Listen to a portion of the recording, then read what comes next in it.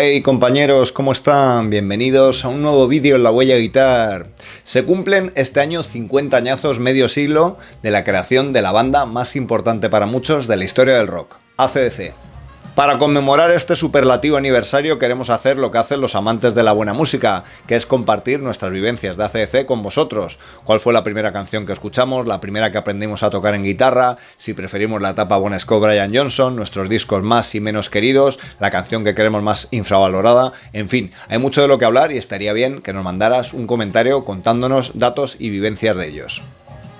Te anunciamos que habrá una segunda parte de este vídeo que subiremos este fin de semana y que seguirá, pues de alguna manera, conmemorando, homenajeando este 50 aniversario de la banda y que tendrá que ver con su primer disco, ese High Voltage edición australiana, que no apareció en el resto del mundo y que dejó, entre otras, canciones de amor y canciones que han quedado muchas veces relegadas al olvido, analizando también cómo tocaba el gran Angus cuando era muy jovencito. Vamos a verlo.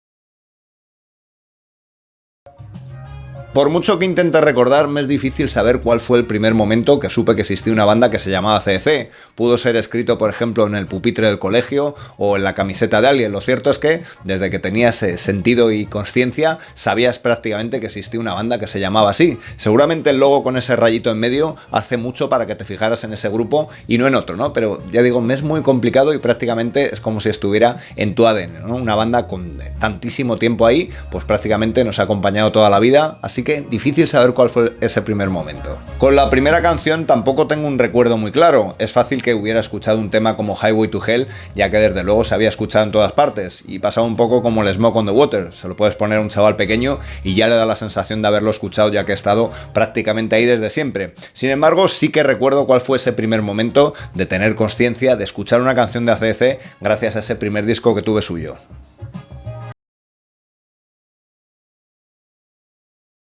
Lo bueno de una banda con tanta calidad y de tan larga duración como AC/DC es que te puedes enganchar a su música en cualquier momento y seguramente será con un disco bueno. Da igual que sean esos primeros tiempos con Bon Scott, que en los años 80, 90, seguramente el primer disco que te compres será un disco con mucha calidad. En mi caso fue For Those About to Rock. Recuerdo, no se me olvida, ya que tenía muy pocos discos entonces, comprarlo en el Rastro madrileño, en cinta, de esas ofertas que habían, creo que era 300 pesetas, 2 cintas, ¿no? Y compré ese For Those About to Rock, seguramente llamado por esa portada del cañón que veía también en muchas camisetas por ahí, y recuerdo que ese segundo disco fue Volumen Brutal de Barón Rojo, que fue evidentemente una gran compra también, ¿no? Aún recuerdo el llegar a casa, poner la cinta y ver cómo pasaban 2-3 minutos y aquello no sonaba y decía, ya me han engañado, hasta que empezaron a sonar esas líneas primeras de Angus Young, ese de For Those About to Rock, que sin duda te van llevando al resto de la canción y por supuesto al resto del disco, uno de los discos pues que machaqué, como digo, ya que entonces tenía muy poco y entonces los discos pues te los aprendías prácticamente de memoria, ¿no? En este caso la cinta, ¿no? Una cinta que estoy seguro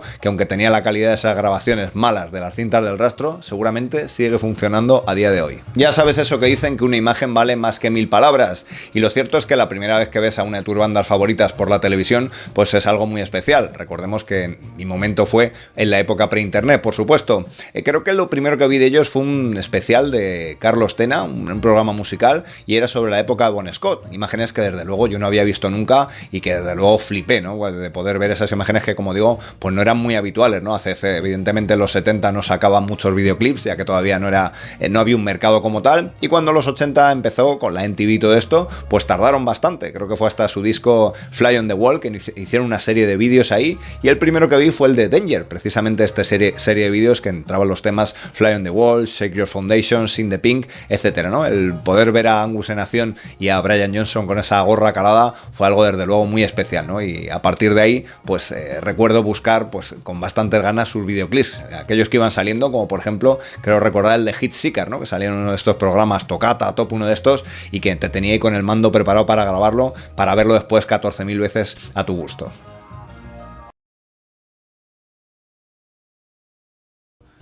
Si hablamos ya en términos guitarrísticos, creo que la primera canción que aprendí de ellos fue How Low Da Rosie. Esas 4 o 5 notas, tan, tan, tan, tan, tan, tan, desde luego eran muy fáciles de ejecutar para alguien que estaba empezando y mucho más sencillas que tocar pues alguna de sus canciones que, a pesar de tener 3 acordes, muchas veces estaban tocados con inversiones. Ahora os contaré una anécdota sobre el propio riff de Highway to Hell y se me hacía mucho más complicado, ¿no? También recuerdo tocar el tema Rocker, ¿no? Sacado de su disco en directo, que no deja de ser pues un sencillo riff, línea de rock and roll. Y creo que esas fueron las 2 primeras canciones. Como digo, con el tiempo fui aprendiendo todos esos power chords que van haciendo e ir disfrutando poco a poco con esa pretendida sencillez. Yo diría que el primer solo que aprendí de Angus Young fue el que viene en la versión en directo del tema How Low Da Rosie.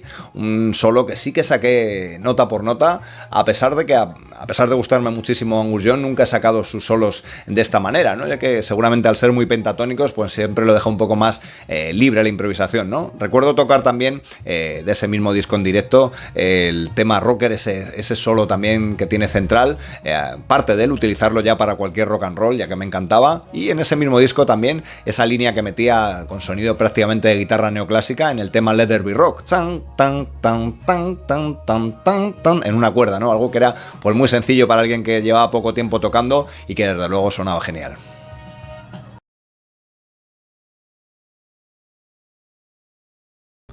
Sí que recuerdo una anécdota, por supuesto hace muchísimos años, con la primera clase particular que di yo de guitarra, ¿no? Que una señora que conocía quería que le diera clases a su hijo, que era más pequeño, y bueno, le fui enseñando cosas en esa primera clase hasta que llegó la hora de tocar un riff como el de Highway to Hell, que yo por aquel entonces pues no debía tocar muy bien, ¿no? Ya que el propio chaval me corrigió y me dijo, no, perdona, esto se toca así, con ese acorde re bajo fa sostenido que tocan en la canción, algo que me sorprendió y me dejó un poco pues en vergüenza, ¿no? Ya que se supone que el que le estaba dando las clases era yo, ¿no? Ni que decir tiene que cuando acabé la clase, pues cogí el dinero y había aprendido cómo tocar bien Highway to Hell.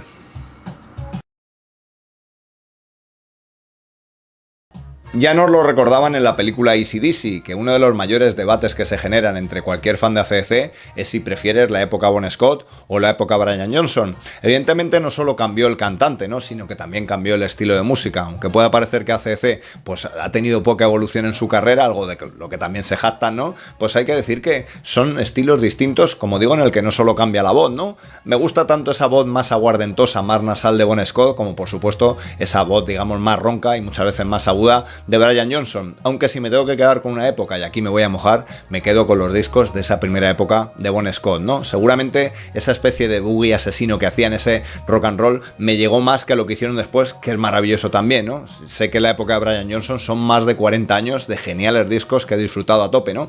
Pero como digo, si tengo que elegir, me quedo con esos primeros discos, ¿no? Desde ese primer High Voltage a, por supuesto, el magnífico Highway to Hell. No solo es mi disco favorito de AC/DC, sino seguramente mi disco favorito de la historia del rock. Me refiero a Highway to Hell. Ya sé que hay grandes discos después y grandes discos antes, pero Highway to Hell para mí es mucho más que un disco. Puedes meter a 5 grandes músicos a tocar esos mismos temas y ese disco no va a sonar igual. No solo el repertorio de canciones, que es increíble, sino cómo suena esa sensación de que están en tu casa prácticamente en el salón tocando a través de los altavoces, ¿no? Por lo crudo y directo que él. Cuando un disco te da ganas de salir a divertirte, a armar camorra, a conocer chicas, a tocar la guitarra, a saltar, da igual los años que tenga, porque te vuelve a hacer un adolescente otra vez. Y esa sensación no la he sentido con otro disco. Cuando empieza Highway to Hell y acaba con Nightcrawler y has escuchado el disco entero, te vuelves a sentir pues con esa misma sensación de cuando querías coger una guitarra por primera vez, ¿no? Eso, como digo, no es de ser mejor o peor músico, es algo que se da ahí, ya no solo por las canciones, sino por cómo está grabado y por esa sensación de honestidad, de banda de rock, pues que te llega, ¿no? Con esos acordes que te dan en la cara. Lo tengo muy claro, el día que me muera quiero morirme abrazado al Highway to Hell, para que así no haya duda tampoco de a dónde me dirijo.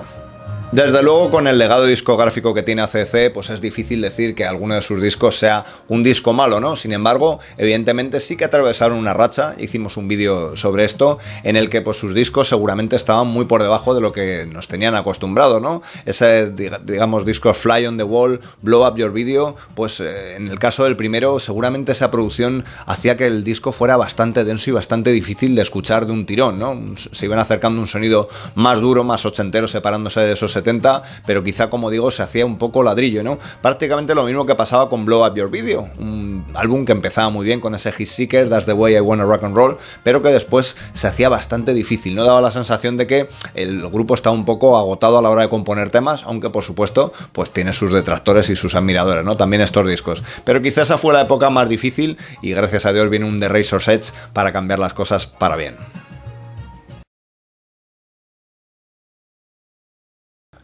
En cuanto a discos infravalorados, creo que en cada época podemos encontrar alguno de ellos que debiera haber tenido mayor notoriedad y que muchas veces se pasan por alto. En el caso de la época Bon Scott me voy a quedar con Power Age, un disco que está entre dos bestias, ¿no? Como son Let There Be Rock y Highway to Hell, donde están pues la mayoría de los clásicos atemporales de aquella época, ¿no? Si miras los temas del disco, Sin City, Down Payment Blues, Riff Raff, Rock and Roll Damnation, pues te das cuenta de que es un disco de un calibre increíble, que como digo, el problema es que está entre dos de sus discos más conocidos, más afamados de esa época, ¿no? En cuanto a la época Brian Johnson, me voy a quedar con Flick of the Switch, un disco que cuando yo empecé a escuchar su música siempre se decía que era el peor disco que habían grabado, y lo cierto es que aunque la trayectoria era descendente, viniendo de Back in Black y de For Those Out to Rock, pues sí que es un disco que es muy muy disfrutable y que desde luego cuando lo escuchas tranquilamente a día de hoy te das cuenta que la banda seguía teniendo un gran potencial.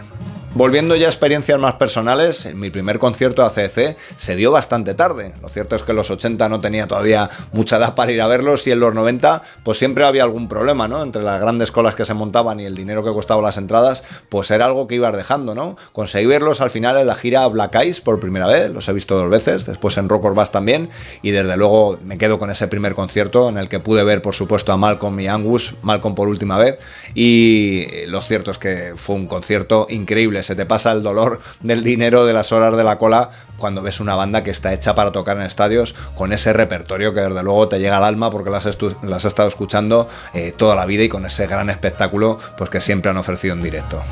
A los que tocáis habitualmente en bandas, os animo a que hagáis versiones de AC/DC, ¿no? Es una experiencia increíble el ver cómo reacciona la gente ante esos muchas veces 3 acordes y lo bien que suenan los temas, bien ejecutados por supuesto, esa, como decía antes, pretendida sencillez, que no lo es tanto, ¿no? En mi vida he tocado un montón de versiones de AC/DC, ¿no? Las 3 o 4 que más he tocado, pues Highway to Hell, Hollow the Rosie, algo de Thunderstruck, You Shook Me All Night Long, es decir, los temas más conocidos, un tema como Rocker también lo he tocado y la verdad es que siempre es un subidón, ¿no? Por desgracia, cuando tocaba en mi grupo no tenía todavía esa Gibson SG que luego adquirí y hubiera sido todo un puntazo, teniendo en cuenta también que tenía que cantarlas y tocarlas, lo cual no era nada fácil.